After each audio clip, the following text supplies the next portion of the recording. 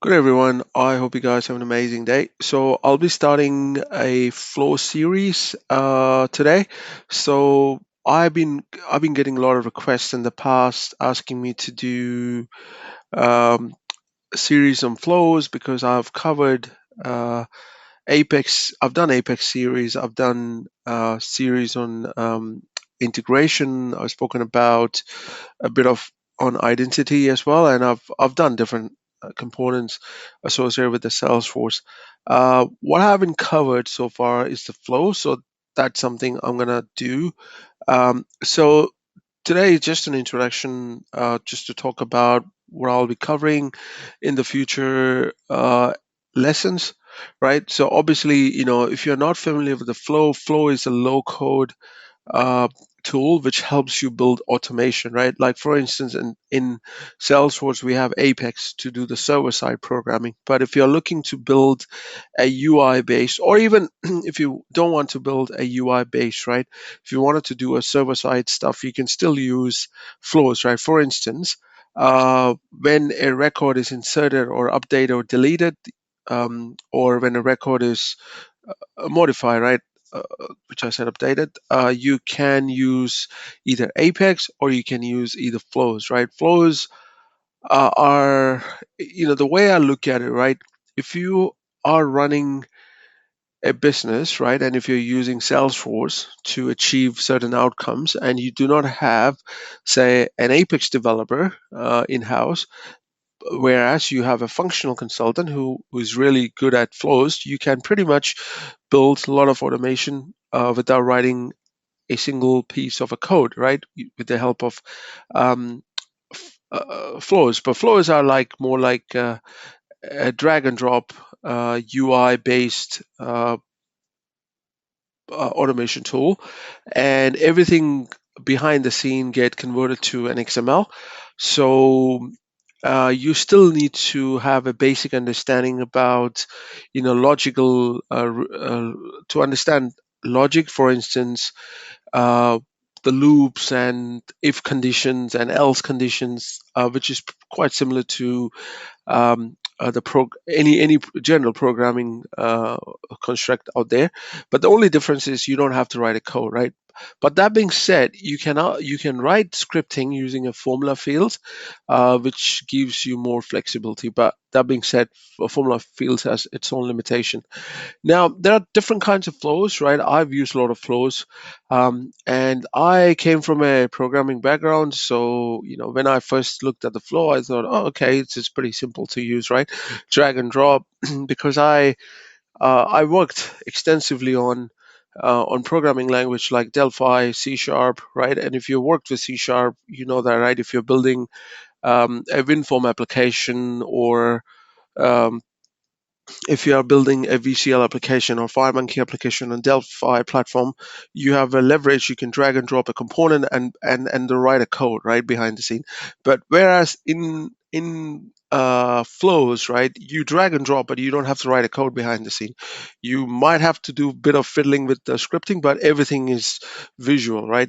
So that's the advantage which flow brings. So I quite like flows, but at times I do have my own frustration when I work with flows. For instance, flow is not really uh, good when you deal with large data volume. I have seen in the past the performance kind of, you know, shrinked when I was dealing a complex COVID project, and where someone built a process using flow, and it's kind of made it incredibly slower. So I have to write everything to an Apex.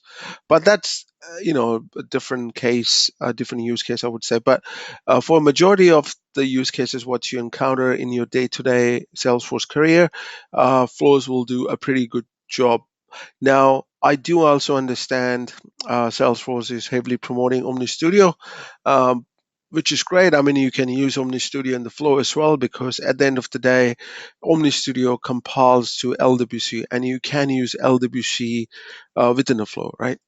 So, okay, so if you are not familiar with flows, so obviously you need to register for an org. You can, register for a developer org, which is quite free, which is free. I mean, you can keep it live lifetime. And once you log into an org, you come to this gear icon here and go to setup, right?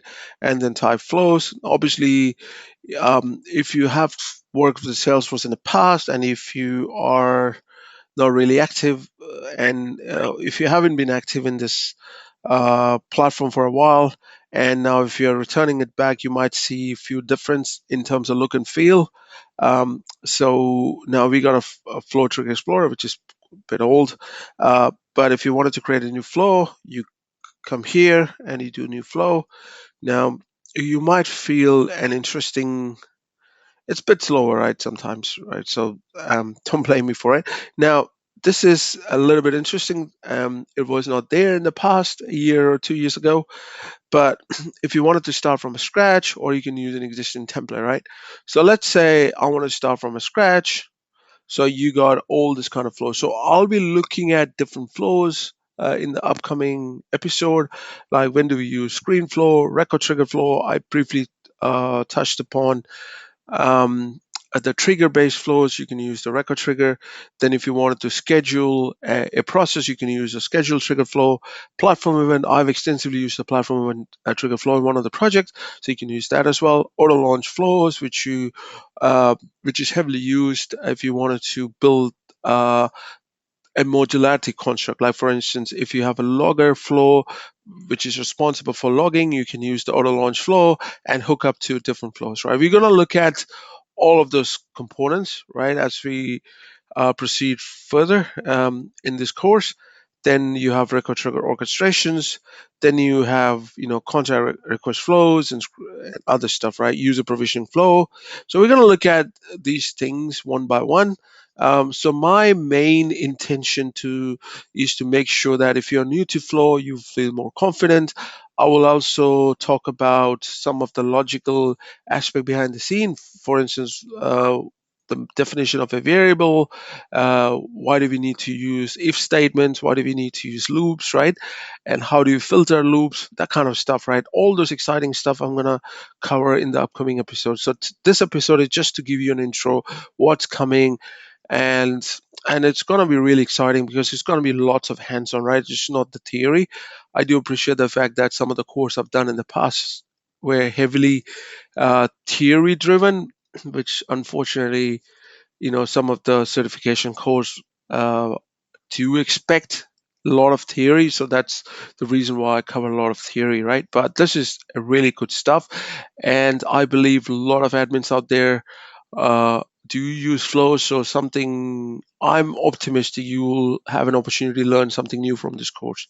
So that's pretty much I wanted to talk because this is just a like so today's episode is all about what's coming and what I wanted to teach, right? I will also cover in this course how to build an invocable apex because you might need to do that if you wanted to outsource your complex process to an apex. You can use invocable apex, and you can call that using your flows, right? So, and if you do not have a developer, I'll give you an opportunity to show you how you can do that, and you can expand it, right? So that's pretty much I wanted to cover in this episode. I hope you guys have an amazing Sunday. Adios.